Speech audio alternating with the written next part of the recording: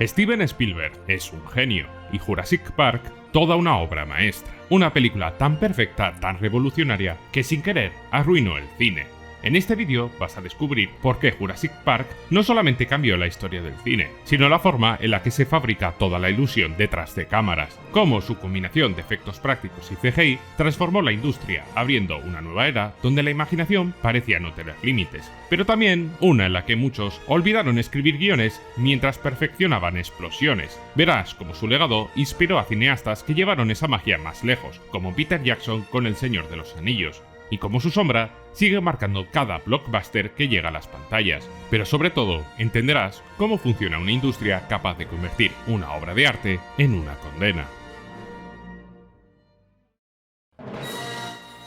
Hoy en día, la existencia de los efectos especiales por ordenador se da por sentada. Se usan y se abusan de ellos, y se critican cuando una superproducción lo saca al cine a medio cocer, como ocurrió por ejemplo con Thor: Love and Thunder, o tantas otras películas. Pero antes de que Jurassic Park maravillara al mundo y condenara al cine a partes iguales, esto no era así. Hubo un tiempo en que lo digital no era una garantía de espectáculo, sino una amenaza a la credibilidad. Durante casi 2 décadas, el cine miró a la informática como a un experimento ajeno, una curiosidad de laboratorio más que una promesa artística. Los primeros destellos de CGI aparecieron en los años 70. Cuando Hollywood aún creía que la ilusión debía construirse con madera, pintura y luz real. En 1973, Westworld mostró al público algo inaudito, una secuencia generada por ordenador que simulaba la visión pixelada de un androide. Fue un momento histórico, pero nadie lo trató como tal. La escena duraba apenas unos segundos, y parecía más un truco técnico que una revolución estética. 3 años después, su secuela, Future World, amplió el experimento con modelos tridimensionales rudimentarios. Eran torpes, rígidos, casi cómicos. El público los veía con la misma distancia con la que se observa un prototipo inacabado. El resultado fue fascinante desde lo técnico, pero frío e inhumano. Aquellos primeros píxeles carecían de textura, de alma, mostraban lo que la máquina podía hacer y no el espectáculo que se podía sentir. En los años 80, la revolución parecía asomar con más fuerza aún. Tron, de 1982, prometía el futuro, un mundo entero generado por un ordenador, geometrías imposibles, neones digitales que parecían escapar de la pantalla, pero su brillantez visual no bastó para conquistar la audiencia. Fue una película admirada por los ingenieros, no por el público, y los estudios interpretaron el mensaje al revés. Si el cine por ordenador era tan caro y tan poco rentable, debía quedarse en los laboratorios. La moraleja fue clara, los píxeles no vendían entradas, y de hecho se considera que Tron, de 1982, retrasó la aparición de los efectos especiales casi una década. Un par de años después, The Last Starfighter de 1984 lo intentó de nuevo, reemplazando maquetas por naves espaciales digitales. El resultado era ambicioso, pero seguía pareciendo un videojuego demasiado caro. La tecnología avanzaba, sí, pero el ojo humano seguía detectando las costuras obvias, cada sombra mal acabada, cada textura sin peso. Recordaba al espectador que aquello no era real. El CGI tenía precisión matemática, pero carecía de la imperfección orgánica que hacía creíble el cine. La industria pragmática y supersticiosa volvió a refugiarse en lo tangible. Los grandes maestros de efectos prácticos, como por ejemplo Stan Winston, seguían gobernando el terreno. El truco mecánico, la miniatura, la maqueta, el maquillaje, seguían siendo los lenguajes de lo real. Lo digital era un juguete caro, útil quizás para créditos o pantallas de ordenador dentro de la propia ficción, pero nunca para construir un mundo entero. Y entonces, en el cambio de década, apareció un hombre obsesionado con los límites técnicos, James Cameron. Él no quería sustituir lo real, sino expandirlo. En The Abyss de 1989, encargó a ILM, es decir, Industrial Light and Magic, una secuencia que parecía imposible. Una columna de agua que se transformaba en un rostro humano. 65 segundos de pura alquimia digital, 6 meses de trabajo que llevó, y horas infinitas para renderizarlo, y un asombro que, por fin, nos rompía la inmersión. El milagro seguía siendo parcial, pero algo había cambiado. El CGI empezaba a respirar dentro de la imagen real. 2 años después, Cameron volvió a empujar la frontera con Terminator 2. El T-1000, con su cuerpo líquido y cambiante, marcó un antes y un después. Por primera vez, un personaje digital convivía con actores humanos sin parecer una incrustación ajena. y el público creyó por un instante que el metal podía moverse como carne, y ese instante bastó para encender toda una chispa. El cine había encontrado un nuevo lenguaje, pero aún estaba bastante verde. Las máquinas sabían fabricar milagros, pero no cómo integrarlos en un relato. Hollywood observaba con cautela, admiraba los logros de Cameron, pero temía su precio. El CGI aún era un artículo, un efecto de ocasión, no una herramienta para construir un mundo entero. A comienzos de los 90, la industria estaba en un punto muerto. Lo digital había demostrado su poder, pero no su alma. Faltaba la película que lo uniera todo, la que hiciera que el ojo creyera y que el corazón sintiera. Y entonces apareció Spielberg, el cineasta que había enseñado al mundo a temer el agua en Jaws y a creer en los extraterrestres de goma espuma en ET. Fue quien, sin saberlo ni pretenderlo, pondría fin a la era analógica. A comienzos de los 90, mientras la industria dudaba entre la nostalgia artesanal y la promesa digital, Spielberg planteaba adaptar la novela Jurassic Park, una historia sobre hombres que resucitaban dinosaurios con ciencia. El planteamiento inicial era puramente físico. Spielberg no confiaba en lo digital, creía en el peso, en el roce, en la textura. Por eso diseñó una película hecha de músculo, metal y mecánica. Los planos generales serían animados con el método clásico de stop motion, supervisado por Phil Tippett, el mismo artesano que había dado vida a los AT-AT del Imperio Contraataca. Y para las secuencias cercanas, Stan Winston construiría colosos animatrónicos de piel de látex, engranajes hidráulicos y litros de sudor técnico.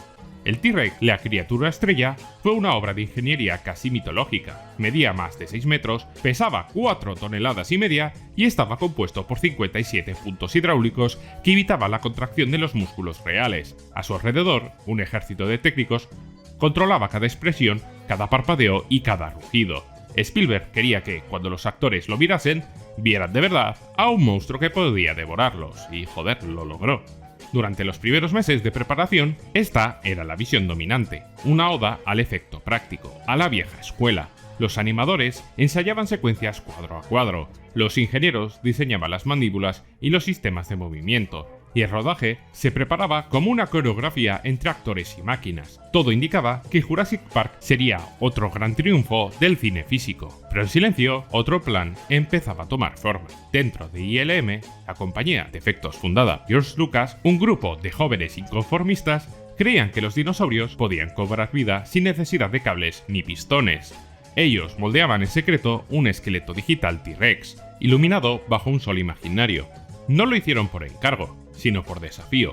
Querían demostrar que el ordenador ya estaba preparado para caminar a plena luz del día. Cuando Spielberg se enteró de la existencia de aquel test, pidió verlo. Puso una condición: si el dinosaurio podría sostenerse a luz del sol, abandonaría el plan tradicional. No más sombras protectoras, no más penumbras para disimular los defectos. O el CGI funcionaba en campo abierto o no funcionaba en absoluto. La proyección duró apenas unos segundos. En la pantalla, un esqueleto digital T-Rex caminaba con peso, con ritmo, con vida. Cada paso levantaba polvo, cada movimiento parecía tener carne debajo del código. Spielberg se levantó, sonrió y dijo una frase que marcaría un antes y un después: lo haremos así. En ese instante, el destino del cine cambió y también se condenó sin querer. A partir de ahí, Jurassic Park se convirtió en un campo de pruebas entre dos mundos, el de los ingenieros hidráulicos y el de los animadores digitales. En el rodaje, los actores alternaban entre criaturas reales de Stan Winston, mecánicas palpables empapadas de látex y dinosaurios invisibles que cobrarían forma más tarde en los ordenadores de ILM. Esa fusión fue la clave del milagro. El ojo ya no podía distinguir que era real y que era generado, y ahí residía la magia, no en la técnica, sino en la mezcla. Paradójicamente, el propio Spielberg, que había pedido a ILM la prueba a pleno sol como un desafío, decidió rodar muchas de las secuencias más complejas bajo la oscuridad y la lluvia. No fue casual, el agua, las sombras y los relámpagos disimulaban las imperfecciones del CGI de la época y permitían integrarlo con los animatrónicos reales. Aquella limitación técnica se transformó en una decisión estética. El suspense visual del ataque del T-Rex nació literalmente de los límites de la renderización. Y así, el director, que había construido su carrera sobre el contacto físico con la maravilla, el tiburón mecánico, el extraterrestre de goma, la bicicleta contra la luna, filmó la película que borró la frontera entre lo real y lo digital. Con Jurassic Park, Spielberg no solo devolvió la vida a los dinosaurios, devolvió al cine su poder de crear dioses, pero también lo condenó a vivir de ellos. En medio de aquella revolución silenciosa, una pregunta flotaba en el aire. ¿Qué sería de aquellos artesanos del movimiento? Phil Tippett, el maestro del stop motion, lo intuyó antes que nadie. Llevaba toda la vida dando vida a lo inerte, animando esqueletos de arcilla, moldeando la ilusión cuadro a cuadro, y de pronto su oficio entero parecía a punto de desaparecer. Cuando Spielberg le mostró las primeras pruebas digitales de ILM, Tippett lo resumió con una frase tan amarga como profética: «Me acabo de volver extinto». Pero Steven no le dejó atrás. En lugar de condenar su arte al museo, le pidió que lo reescribiera, y esa negociación entre lo antiguo y lo nuevo nació una de las herramientas más simbólicas de la historia del cine, el Dinosaur Input Device, o simplemente conocido como DID. El DID era en apariencia una prótesis absurda, un brazo mecánico lleno de sensores, conectado a un ordenador. Pero esto ahondó en la revolución. Cada giro, cada sacudida, cada respiración del monstruo metálico se traducía en datos dentro del modelo digital. Era la unión literal entre la carne y el código. Tippett adaptó su conocimiento físico, la gravedad de un salto, la rigidez de una articulación, el impulso de una zancada, al nuevo lenguaje del software. El resultado fue asombroso. Los dinosaurios de Jurassic Park se movían a un ritmo que no pertenecía a las máquinas. Caminaban con peso, respiraban con fatiga, temblaban como animales reales. Phil Tippett, aquel animador extinto, terminó supervisando toda la animación de las criaturas generadas por ordenador, y cuando la película ganó el Oscar a los mejores efectos visuales, su nombre figuraba junto al de Stan Winston. La ironía era perfecta. El hombre que había declarado su extinción acababa de recibir la validación suprema de su renacimiento, y así el Dinosaur Input Device se convirtió en un símbolo de transición, una bisagra entre dos eras. Representaba la última huella de trabajo manual dentro del nuevo régimen digital. Cada criatura de la película era un híbrido. La animatrónica proporcionaba el peso físico, el CGI añadía la agilidad imposible, y entre ambos nacía algo nuevo, una criatura que no pertenecía a ningún mundo, pero que hacía creíble a ambos. Con Jurassic Park, el cine empezó a comportarse como la ciencia que la propia película narraba, un arte de reconstrucción. No se trataba ya de reproducir el mundo, sino de fabricarlo. La cámara dejaba de ser testigo para volverse la creadora. El milagro del cine se volvió programable. Y Hollywood, que siempre está atento a los mercados, entendió de inmediato lo que esto significaba. Today is opening day for Jurassic Park, Steven Spielberg's prehistoric mega movie. El rugido del T-Rex no solamente estremeció las butacas, sacudió los mismos cimientos del negocio. Jurassic Park costó $63 millones y recaudó bastante más de 1.000 millones en taquilla. Fue la primera película en demostrar que el efecto ¡wow! Podía convertirse en una economía en sí mismo. Lo que en los 70 era un riesgo técnico se transformó en garantía financiera. El asombro se volvió una fórmula. Hollywood aprendió la lección más rápido que nunca. El CGI no era solamente una herramienta narrativa, era una palanca contable. Permitía vender un espectáculo antes de empezar a rodarlo, diseñar la campaña antes que el guión y planificar el merchandising antes del estreno. La ilusión ya no se medía en frames, sino en márgenes de beneficio. Spielberg había abierto una caja de Pandora que los estudios convirtieron en una caja registradora. En apenas 2 años, la industria entera imitó el modelo. Surgieron descendientes directos: Casper y Jumanji en 1995, Twister en 1996, Independence Day también en el 96, Starship Troopers en el 97 y sobre todo Toy Story en el 95, la primera película animada íntegramente por ordenador, que trasladó la alquimia de Spielberg al terreno infantil. El CGI ya no era milagro, era la rutina industrial. El crítico de cine Tom Song lo resumiría después con una comparación precisa. El impacto de Jurassic Park fue tan profundo como el del sonido en 1927. Cambió no solamente la forma de ver cine, sino la forma de hacerlo. Los estudios reorganizaron su calendario en torno al estreno-evento. Cada año debía tener su parque, su meteorito, su invasión o su apocalipsis. El público ya no iba al cine a emocionarse, sino a presenciar.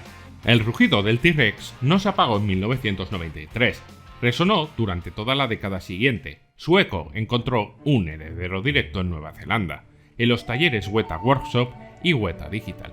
Peter Jackson recogió la antorcha de Spielberg y llevó la filosofía híbrida de Jurassic Park a su máxima perfección con El Señor de los Anillos. La trilogía no reemplazó lo físico, la amplificó. Cada batalla, cada criatura, cada pasaje era una negociación entre la artesanía tradicional y la innovación digital. Las bigatures, miniaturas gigantes filmadas con óptica real, el maquillaje protésico, las maquetas y la perspectiva forzada convivían con la simulación por ordenador y la animación procedural. De esa alianza nació algo que el cine llevaba una década buscando, un mundo imposible que seguía pareciendo humano. Y el mejor ejemplo de esto es sin duda Gollum. Esta no era una criatura enteramente creada por ordenador, sino una actuación humana traducida en datos. Andy Serkis no solamente prestaba su voz y su cuerpo, sino su respiración, su temblor, su vulnerabilidad. Era el paso siguiente del Dinosaur Input Device de Tippett, el movimiento humano filtrado por el algoritmo, pero conservando su alma. Donde Spielberg había demostrado que el CGI podía integrarse con lo real, Jackson mostró que podría fundirse con él sin destruir la ilusión. El público sentía el barro, el peso de las espadas, la textura de las pieles. La Tierra Media tenía gravedad. El milagro seguía siendo artesanal, solo que ampliado por silicio. Una década más tarde, Jackson intentó repetir la fórmula, y fue su propio experimento el que se salió de control. The Hobbit, de 2012, abandonó la alquimia del híbrido y abrazó el ordenador completamente como su sustituto. Los orcos, que antes eran actores maquillados, se transformaron en masas de polígonos. Las texturas se volvieron pulidas, la luz perdió temperatura. El resultado fue técnicamente impecable, pero emocionalmente inerte. Era frío, le faltaba algo de alma. En paralelo, otro viejo discípulo de la era de Jurassic Park preparaba la siguiente mutación. James Cameron, con Avatar de 2009, no solo perfeccionó la captura de movimiento, borró la frontera entre el decorado y el render. Pandora era el parque de Spielberg, elevado a la escala planetaria. La inmersión ya no dependía del contacto físico, sino de la inmersión total en un ecosistema digital. La experiencia sensorial alcanzó su apoteosis, pero el modelo industrial ya estaba preparado para asimilarla. Hollywood entendió que no hacía falta un Spielberg o un Jackson para reproducir el efecto. Bastaba una plantilla. Iron Man de 2008 marcó el comienzo de la era Marvel, donde la maravilla dejó de ser arte y pasó a ser logística. El CGI ya no era una herramienta de autor, sino una infraestructura invisible. Y aquí empezó un gran problema. Las películas ya no competían por contar historias, sino por producir la sensación más intensa, el plano más imposible, el dinosaurio más grande. Y a ver, no quiero malentendidos, todo esto está muy bien, pero lo importante es la historia que cuentan detrás.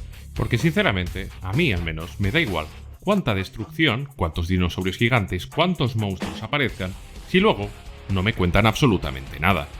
Porque si Spielberg es un gran director, no es simplemente por sus proezas técnicas, no es por sus marcianos, no es por sus tiburones, es por su manera de contar las historias. Y eso es lo que a día de hoy le falta a muchos directores. ¿Por qué? Por cada Jurassic Park que cambia el cine, trae 40 imitadores de baja calidad. Pero sobre todo, lo peor es que crea un molde creativo del que no te puedes escapar si quieres crear algo de manera digital. Cada película, con este molde, debía justificar su presupuesto no por lo que contaba, sino por lo que podía vender. La franquicia absorbieron los géneros y los efectos visuales se convirtieron en la norma. Ya no importaba si la historia era de piratas, superhéroes o robots. Todo tenía que lucir más o menos igual. Tenía que ser vendible sin ningún tipo de riesgo. Y en este proceso, el milagro perdió su rareza. La fascinación dejó de ser un acontecimiento para volverse una rutina. Un poco lo que le ha pasado a Star Wars, que ha dejado de ser un evento a ser algo rutinario, y con ello ha perdido un poco su aura. Y esto nos lleva a una paradójica trágica. El avance técnico que prometía infinitas posibilidades creativas terminó produciendo una uniformidad estética. Con el paso de los años, el exceso digital comenzó a mostrar sus grietas. Por muy perfecta que se volviera una simulación y muy realista fueran el truco digital, el hecho de ver a un actor gesticulando ante el vacío porque no tiene realmente nada enfrente dejaba una sensación extraña. Porque en Jurassic Park, la original, Sam Neill realmente apoyaba la mano sobre la piel de un dinosaurio, y eso en su actuación se nota. En Jurassic World, en cambio, Chris Pratt toca el aire verde que luego sería textura renderizada, y esto también se nota, para mal. Lo paradójico es que la propia saga los reconoció. Durante la promoción de Fallen Kingdom de 2018, Universal subrayó que se habían usado más animatrónicos que nunca desde la original.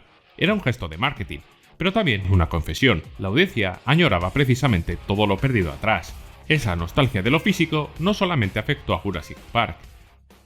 El péndulo del realismo empezó a balancearse en todo Hollywood. Directores como Christopher Nolan, Denis Villeneuve o George Miller reivindicaron el valor del efecto tangible, explosiones reales, decorados palpables, maquetas destruidas de verdad, no por romanticismo, sino por necesidad sensorial, porque son directores que entienden que en un entorno donde todo se puede simular, lo único que conmueve es lo que realmente existe.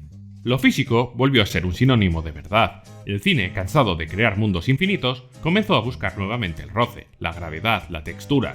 Eso sí, lo digital no desapareció. Todas las películas de estos directores también usan CGI. Y dejemos otra cosa clara, eso no es para nada malo, si no, no serían tan espectaculares. Pero al igual que pasó en Jurassic Park, aprendió a esconderse detrás de la materia, como en los tiempos del T-Rex bajo la lluvia. El siglo del CGI no solamente creó nuevas imágenes, impuso nuevos rituales y hábitos de consumo. El cómo se hizo, o el making of, dejó de ser simplemente una curiosidad que te venía cuando comprabas el DVD físico, como un extra.